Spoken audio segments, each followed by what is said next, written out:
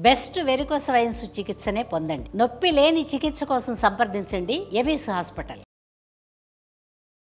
నమస్తే అమ్మా. నమస్తే అమ్మా. అమ్మా, మనకి పోలీస్ వర్గారోహణ ఉంది.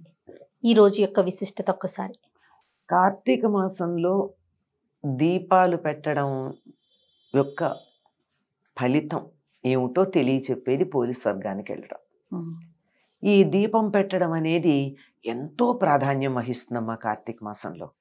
ఎందుకంటే ఈ నెల వెన్నెల ఎంత వెలుగులో ఉంటుందో చీకటి అంత దట్టంగా ఉంటుంది. ఎందుకంటే ఈ సమయంలో భూమి సూర్యుడికి చాలా దూరంగా ఉండే కాలం, అందువల్ల చలి ఉంటుంది. అందుకని దీపాలకి ప్రాధాన్యం.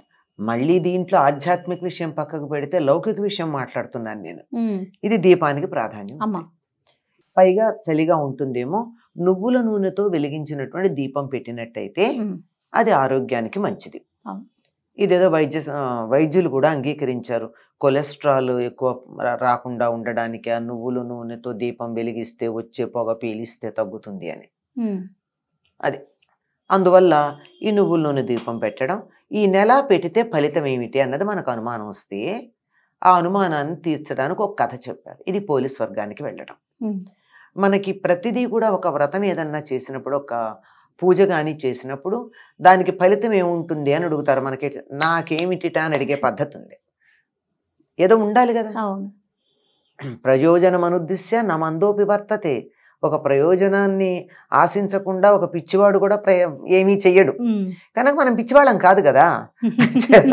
ఏదో ఒక ప్రయోజనం కావాలి. మీరు నెల దీపం పెడితే ఈ ప్రయోజనం ఉంటుంది అని తెలియజెప్పేటటువంటి ఒక ఇతివృత్తాన్ని ఉదాహరణగా చెప్తారు. అందుకే ప్రతి వ్రతంలోనూ మీకు ఒక వ్రత కథ ఉంటుంది. ఈ కథలన్నీ కూడా ఈ భారతదేశంలో జరిగినవే. అందువల్ల ఒక్కొక్క కథ ఒక్కొక్క ప్రాంతంలో ఉన్నట్టుగా చెప్తారు. ఈ పోలీస్ వర్గానికి వెళ్ళేటటువంటి కథ పూర్తిగా గోదావరి తీరంలో జరిగినటువంటిది. గోదావరిలో స్నానానికి వెళ్ళినట్టే చెప్తారు అందులో. పైగా ఈ కార్తీక మాసంలో దీపాలు పెట్టుకోవడం అన్నది ఒక వర్గానికి ఒక వర్ణానికి చెందిందేం కాదు. అందరూ పెట్టుకోవాలి, అందరూ పెట్టచ్చు. వీళ్ళకి అర్హత ఉంది, వీళ్ళకి అర్హత లేదని కాదు. ఎందుకో అసలు ఇవేమీ తెలియకుండానే ఈ సనాతన ధర్మంలో ఒక సామాజిక వర్గానికి ప్రాధాన్యం ఉంది, ఒక దానికి లేదు అని దుమ్మెత్తుకొస్తూ ఉంటారు. ఇవి చదివితే అర్థమవుతుంది. కరెక్ట్ అమ్మా. ఇవి చదవకుండా హాఫ్ నాలెడ్జ్ అంటే డేంజరస్. అది దాంతో వచ్చేటటువంటి సమస్య. ఇదేమిటంటే ఒక చిన్న కథ చెప్పండి. నేను చాలా క్లుప్తంగా చెప్తాను, అందరికీ తెలిసిన కథే కనుక అందులో తెలుసుకోవాల్సిన విషయాలకు ప్రాధాన్యం తప్ప కథకు కాదు. ఒక ఆవిడకి 5 అనుకుంటా కోడళ్ళు ఉంటారు. పై 4 కోడళ్ళు అంటే ఇష్టం, 5వ కోడలంటే ఎందుకో ఇష్టం ఉండదు. ఎందుకంటే జాతి వైరం అమ్మ, స్వభావాలు వేరుగా ఉంటే ఇష్టం ఉండదు అంతే. ఈ అత్తగారికి కార్తీక మాసం వస్తే వాళ్ళు గోదావరికి స్నానానికి వెళుతూ తన పెద్ద కోడళ్ళని తీసుకెళ్లేది, ముందున్న వారిని అందరినీ. ఈ చిన్న కోడళ్ళని రానిచ్చేది కాదు, రావద్దనేది. సో ఈవిడికి కూడా ఉంది కోరిక పాపం. అందుకని ఏం చేసేది, వాళ్ళు అలా వెళ్ళంగానే ఇటు పెరట్లో ఉన్న బావి నీళ్లతో స్నానం చేసి, ఆ పెరట్లోనే ఓ పత్తి చెట్టు ఉంటే పత్తి చెట్టుకున్న పత్తి తీసి ఓ ఒత్తిలాగా చేసి, క్రితం రోజు మజ్జిగ చేసినటువంటి కవ్వం ఉంది, ఆ కవ్వానికి ఈ ఒత్తిని రాచేది. కాస్త వెన్న అంటుకుంటుందిగా, అది దీపం తులసి దగ్గర పెట్టేది. పెట్టి అది మరి నేతి దీపం పెట్టిన ఫలితం ఆవిడికి. పెట్టి బియ్యం వాడేసుకునే బుట్టలను ఉంటాయి మనకి, అంటే వెదురుతో బుట్టలు ఉంటాయమ్మా. బియ్యం కడిగి అందులో వేస్తారు, పొడి పొడిగా వచ్చేస్తాయి. నీళ్లు కారడానికి కొంచెం ఖాళీలు ఉంటాయి కదా, ఈ బుట్ట దాని మీద బోర్లించేది. ఎందుకంటే దీపం దూరం నుంచి వస్తున్న అత్తగారికి వాళ్ళకి కనపడకూడదు. వాళ్ళు వస్తున్న జాడ రాగానే గబగబా ఇవన్నీ పక్కన పెట్టి ముసుగు పెట్టుకుని పడుకునేది. అయ్యా పుణ్యం మాకే వచ్చింది, దీనికి పుణ్యం రాలేదని వాళ్ళు సంతోషపడ్డారు. అయిపోయింది. చివరి రోజు ఇలా నెల రోజులు చేసింది. అయిపోయింది. చివరి రోజున వీళ్ళందరూ ఆ గోదావరిలో దీపాలు వదలడానికి వెడతారు కదా, అలా వెళ్ళారు. అలా వెళ్ళేటప్పటికీ వాళ్ళకి దేవదూతలు ఈ చిన్న కోడలిని, దీని పేరు పోలి, ఈ చిన్న కోడలిని విమానంలో ఎక్కించుకు తీసుకెళ్తున్నట్టు కనపడింది. వాళ్ళందరినీ పెట్టి ఎవరు మీరంటే ఇదిగో మా పోలి అన్నారట. అవును మీ పోలే మేము తీసుకెళ్తున్నాం. ఎందుకు తీసుకెళ్తున్నారు అంటే మేము స్వర్గలోకానికి తీసుకెళ్తున్నాం. ఎందుకు? ప్రతిరోజు దీపం పెట్టినందుకు. మమ్మల్ని తీసుకెళ్ళమని కూడా వీళ్ళు అడిగారు. అడిగితే వాళ్ళు కాదన్నారు. వాళ్ళు ఏడిపించాలంటే వాళ్ళకి ఏముంది పెద్ద విషయం. కాస్త కిందగా పెడితే వీళ్ళు పట్టుకున్నారట ఆ పోలిని, వీళ్ళని ఆ విమానాన్ని పట్టుకుంటే దేవదూతలు తోసేశారు. వీళ్ళందరూ నదిలో పడ్డారు. సరే బయటకు వచ్చారు. వచ్చి అదేమి మేము దీపాలు పెట్టాం, మేము కార్తీక స్నానాలు చేసాం, మేము కార్తీక దీపాలు పెట్టాము, అదేం చేయలేదు కదా, ఎందుకు తీసుకెడుతున్నారు అంటే మీరు ఎన్ని చేసినా పుణ్యం మీకే కావాలి, ఇంకొకళ్ళకి పుణ్యం రాకూడదు అని ఒక దుర్బుద్ధితో చేశారు గనక, ఇంకొకరికి పుణ్యం రాకుండా అడ్డుపడ్డారు గనక మీకు స్వర్గంలో అడుగుపెట్టే అధికారం లేదు.